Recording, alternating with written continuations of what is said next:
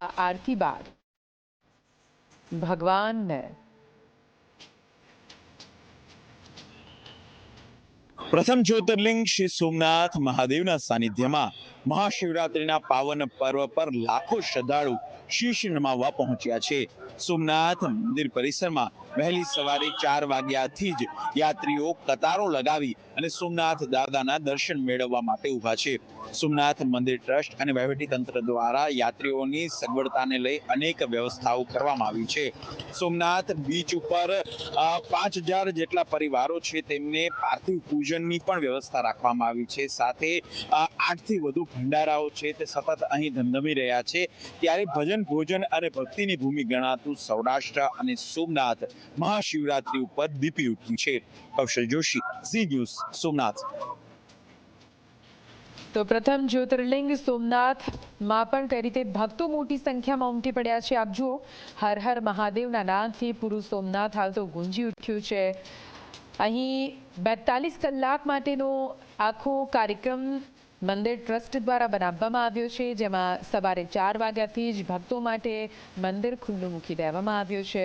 બે અલગ અલગ દ્રશ્યો આપ જોઈ રહ્યા છો. એક તરફ મહાશિવરાત્રિનું મહાપર્વ ઉજવાઈ રહ્યું છે અને આ તરફ તમે જુઓ નગરદેવીની નગરચર્યા. અમદાવાદમાં ભદ્રકાળી માતાની 614 વર્ષ બાદ નગરયાત્રા નીકળી રહી છે.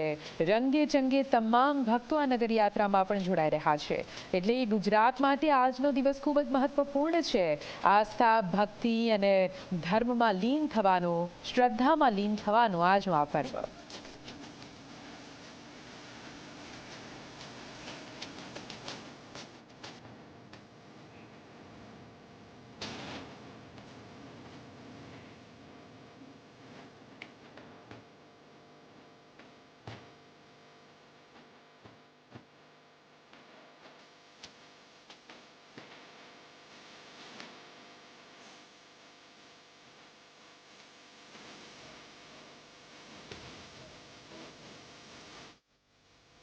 તો એક તરફ નગર યાત્રા છે અને એક તરફ મહાશિવરાત્રિનો મહાપર્વ ઉજવાઈ રહ્યો છે. અલગ અલગ જગ્યાએથી અમારા સંવાદદાતા અમારી સાથે જોડાઈ ગયા છે. સોમનાથથી આપણી સાથે ગૌરવ દવે જોડાઈ ગયા છે. બંસી કામેશ્વર મહાદેવ અમદાવાદમાં આવેલું છે, ત્યાં ઉપસ્થિત છે. સાથે સાથે અમારી સાથે નગર યાત્રામાંથી દીક્ષિતા અમારા સહયોગી પણ જોડાઈ ગયા છે અને સપના જગન્નાથ મંદિર ખાતે ઉપસ્થિત છે. સપના પણ મારી સાથે જોડાઈ ગયા છે.